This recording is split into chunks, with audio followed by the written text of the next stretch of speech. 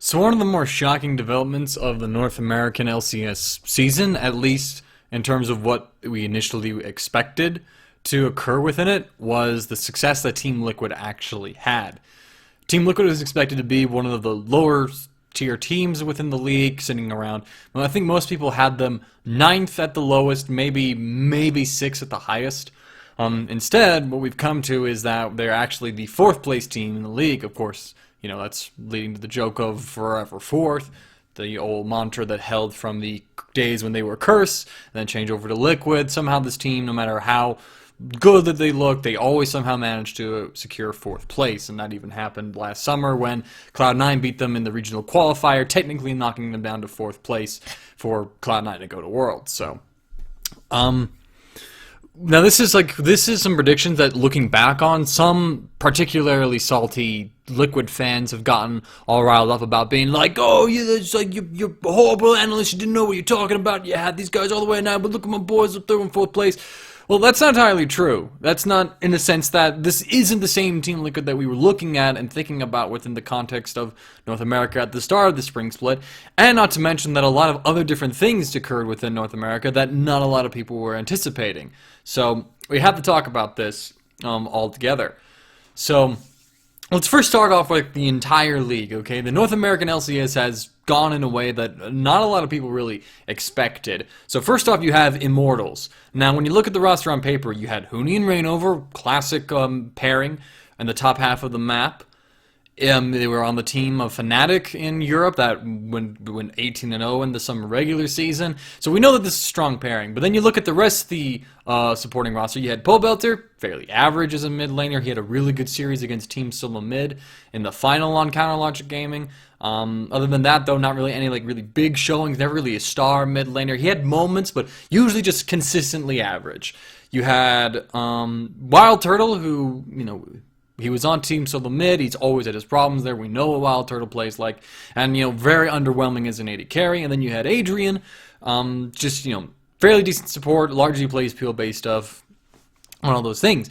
Most people didn't have them as taking the whole league, and especially only dropping a single game, okay? Just because of, on paper, how weak their roster looked. But Immortals, surprisingly, put together a really good system of, all right, we're going to enable Wild Turtle to do his thing where he just jives into a bunch of people by putting Adrian on these mage supports that are able to give him shields or heals so that he can get away with doing those things, and teams within NA just aren't good enough at team fighting to punish those things. Reignover takes over the map through ganks. He's just the best jungler within North America.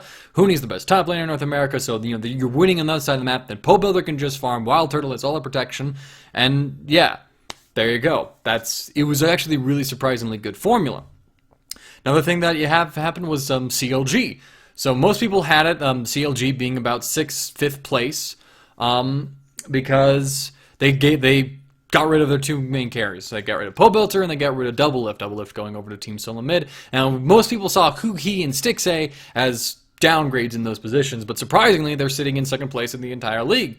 No one is able to really answer Darshan's split push, even though CLG has been exposed on the international stage as, okay, this one style of play that they can only play doesn't work at that level. No one in NA can beat it because nobody in NA can really match up to Darshan, except for Huni. And maybe Impact, but Impact's been having a rough season because of how his team is currently operating. So CLG takes second place, even though that they've technically downgraded it 2 positions, and that's not bad at all for a team that came off of winning the last split of NALCS. You had Team Solo Mid, who we expected to be really well within the top 4 for sure, maybe even the best in the whole league. We thought that the combination of Bjergsen and Doublelift and Svenskeren being aggressive, Bjergsen finally has this aggressive jungler to get control. Hanser can be like a better Dyrus in the sense that, we can leave him alone, he'll do his thing. He's always been really solid, really flexible in terms of what he can play. Then you had, Yellowstar coming on in, that's going to be Team Shot Calling. Instead, what we got is Team Solo Mid just barely making it to playoffs in 6th place, if I remember correctly. I think that's where they're at, and Energy's at 5th. I might have my standings wrong. But, they scraped in at the bottom of the qualifications for playoffs. This is a team that we thought could take first place in the entire league, but instead they're refusing to use the players that they have properly. Yellowstar is having, very little impact in the comms. It seems like Bjergsen's still really dominating those things, which is okay, if you're bringing over Yellowstar, why? Why bring over Yellowstar, who is arguably one of the best Western shot callers within the entire West? That's a bit redundant. But you're not even using him to that full extent. So instead, you just get like a mediocre laner whose laning style of being more passive doesn't line up with Doublelift, who wants to be aggressive and create advantages from lane. Overall, though, like TSM just hasn't found a way to make it really work, and we saw glimpses of how they can work at IM Katowice. But the team coming back to North America, despite having that extra experience at the tournament, didn't do anything with it. They just got right back to making the same old mistakes, and so that led them being in 6th place. NRG, we expected them to be a little better, but instead they've been wildly inconsistent. They had like a near perfect game against Team Solo Mid. They only lost 2 towers in the lane swaps. And then, but it was like a 19-0 stomp otherwise with a very good Zilean and Poppy composition. But then, they're losing to like all these, they had really close games with some lower tier teams. They've, again, wildly inconsistent. It's kind of been a little shocking how inconsistent it has been. And I'd honestly point to problems with Alltech and Moon being that particular case. GBM's been solid pretty much overall. Impact has been largely left on itself. He's not laning and creating advantages like he used to, but he also doesn't have Rush laning with him anymore. So Cloud9 kind of performed on bar. High has been a little better than I think people anticipated, but overall they seem to be like a cohesive unit and still look like one of the best teams.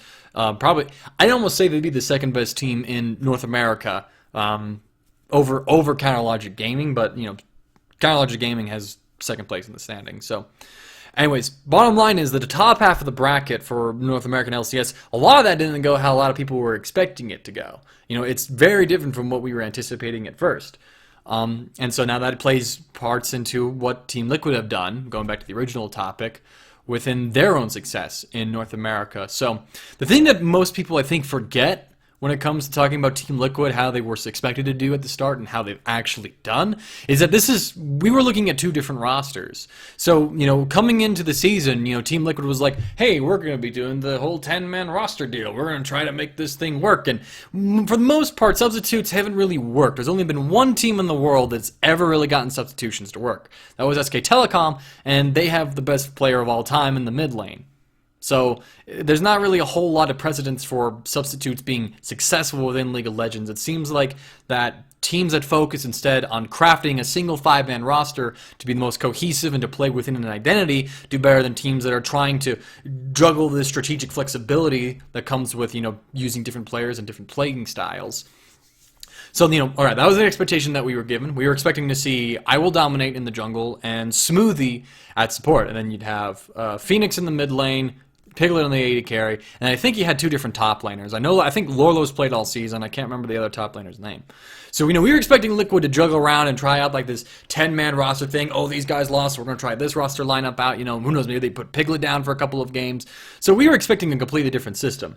Instead, I Will Dominate and Smoothie played the first game of week 1. Then after that, they immediately switched to Dardoch and over to Matt in the support position.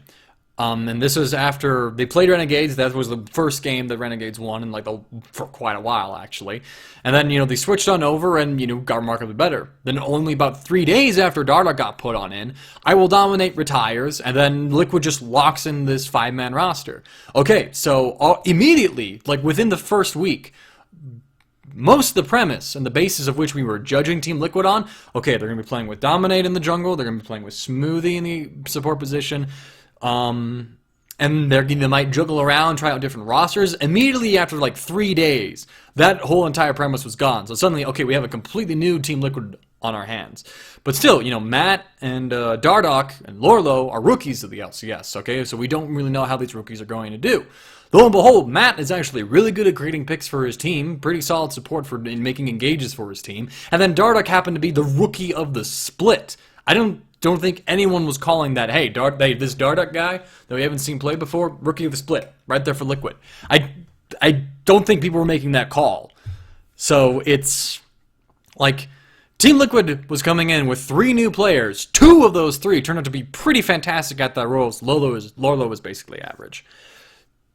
No one was really predicting that, okay? So suddenly you have a Team Liquid that is doing better than expected because, wow, they actually have really solid rookie players coming in. NRG is having inconsistent issues. TSM was vastly overrated, or rather in the sense that what they haven't achieved what the roster could do on paper because they haven't set up the proper system for it.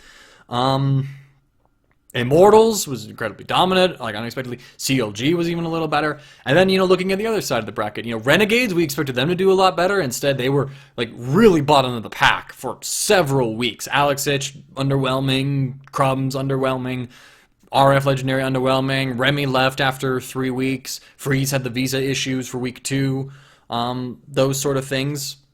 So, okay, so you got Renegades who didn't perform as well. Oh, who else is in that league? I mean, we expected Dignitas to be like last place, and I think that's where they ended up. Echo Fox, once it finally got its roster put together, they were doing a little better than anticipated. In fact, if they had their whole roster throughout most of the split, who knows, maybe they would be even higher up. So, Liquid got some advantages with a lot of the roster swaps that were occurring because of all the visa issues that were plaguing the league. But a lot of unexpected things developed in the course of the season, and Team Liquid's success with the roster as well as the direction that they were taking, and how vastly that differed from what they advertised at the start of the split, vastly different. And so that's why Team Liquid wound up in 4th place, actually, is because you had some of the top teams that we were expecting to be top teams underperforming, not meeting expectations that we placed on them. You had Team Liquid, in a sense, overachieving from expectations that were expected of them just coming into the season. Again, I don't see anyone who was like, before LCS started, Dardoch's going to be rookie of the split, he's a god of a jungler. Honestly, if you were thinking that, you were just like, just like fanboy, like undeservedly hyping him at the time. And again, the Dardoch, really good. He's shown up really well. Piglet, fantastic AD carry. He's having a really good season so far. I think we expected that of him, but he's really coming into that. Lorlo holding it down from the top lane. Matt, really good at the support position. I'm repeating myself largely here. But Team Liquid performed way better than we anticipated, and they did it with a roster that we weren't expecting to see. I mean, if this was I Will Dominate and Smoothie coming on in here, I mean, you're taking away the 2 key roles from the 2 players on Liquid that have done a lot for the team. In terms of, making the engages, in terms of creating the map pressure, setting up the plays, execution. I mean, that would have been an entirely different team on our hands. In that case. So that's, and again, I don't really understand, because of the circumstances, people just sort of forget at the time, and they sort of like, they look at the current circumstances and then want to say that, okay, what we know now is what we were expecting back then. But it wasn't the case back then. People do this thing of going back, rewriting history, rewriting expectations after it's occurred here. I mean, to use a real world example, I'm trying to think. Okay, using a real world example, I'm going to go with probably a maybe cliche example with Hitler, but let's go a little more historically in depth with it. So, looking back on William Chamberlain's policy of appeasement, where he's just like, Hitler is like, oh, I'm going to invade this country here, and the other European powers are like, okay, you can have it, go ahead, take it, we're not going to resist you or anything, just have it. Looking back on it now, knowing what we know now, seeing like, that, okay, Hitler was just crazy in the head, he wanted world domination, he, all of his beliefs and those things, it's fairly obvious to see that, okay, this is the gear of World War II, we should have hammered down on it hard, but, people were at the time, okay, well, we've seen how crazy this guy is, but, or what he's skewed in his views, but, everyone has these things, most politicians, they become a little more moderate when they get into office, because that's what occurs within politics. They have to kind of lean back a little bit in order to appeal to the mainstream, crap like that. And it's like, okay, maybe if we just give him these things, maybe he'll cool off, maybe he'll just be happy, maybe he's just someone that we can throw breadcrumbs to. That's going to be enough to satisfy him. We don't want to get into another World War series. We look back on Hitler as this, evil entity that had to be stopped, and that, everyone was like just too stupid to do it. But no, he wasn't that at the time. He was a politician. Most people thought that he could be controlled. If you read most of the documentation and if you follow his rise to power, which is something I've done as a historian, people thought that once you get him in office, he could be controlled. But that wasn't the case at all. But we know that now. But at the time, it was fairly reasonable to assume that, okay, like this somewhat of a redneckish, for a German, like this politician that has like all these crazy views, maybe he's a bit of an idiot. I think we could control and manipulate him, and use it for our things. He's just like this public figure, but no one realized really how twisted he was until it was too late. So, not to compare Liquid at all to Hitler, it was just the best example I could think of on the spot. Going back and rewriting history and expectations with what we know now is is unfair to the people who put out those predictions at the start of the season. Again, we didn't anticipate Dardoch being the rookie of the split. Dardoch's really good. I'm not going to argue with that. didn't think he'd be good, but that's because I had nothing to go on. It's not that we have anything personal against the guy. We've never seen him perform on the LCS stage. We've known a bunch of people who've come in and they get hyped up, they look really good, and then they don't perform and meet expectations. A really good example of that recently, if for within League of Legends, would be Flawless on Spenu Sonic Boom, the worst team in Korea right now in terms of standings. We expected Flawless to be really solid, really good. There's a jungler who's going to change Spenu around. Instead, he's had marginally little impact in the game, except for like if he plays Lee Sin.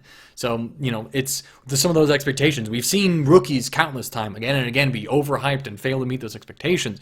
Dardoch, if I remember, he really wasn't hyped up too much at all, but instead he just like came on in and was immediately good during the regular season. So it was an unexpected development. And people going back, taking these expectations that we've built up now after seeing him play throughout the last 9 weeks within North American LCS, and then trying to say that we should have anticipated that at the very start of LCS when we weren't being sold on Dardoch. We were being sold on a 10-man roster system that was going to be constantly shifting around, that we're going to have Dominate being, like the veteran jungler who we understood very well, who we've recognized at what level he's going to be playing at. Occasionally trading off in probably some of the smaller games that Liquid was going to have with the new kid, just so he could get stage experience.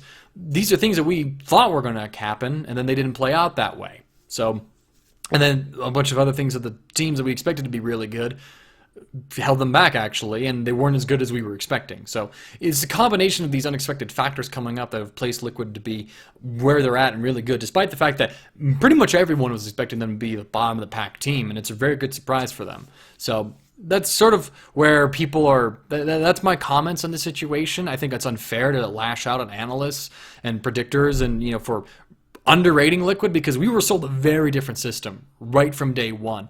And Liquid found a different system. They immediately recognized, okay, that's not going to work. We're not going to be able to do that. And they had, and they were honestly, I'm not going to say lucky. They got fortunate with the fact that, hey, they found a really solid support player and a really solid jungle to pick up some of the pressure and to set them up for success. So that's my very brief thoughts on Team Liquid's success with the North American LCS. It's unfair to go back, looking at what we know now, and to judge opinions back then based on the information that we have now, because we didn't have 18 games of Dardoch or 17 games of Dardoch to we haven't seen that before to evaluate Liquid then. So people need to be careful before taking what we know now and applying it back in hindsight, because that's not a proper analysis. Thank you, guys.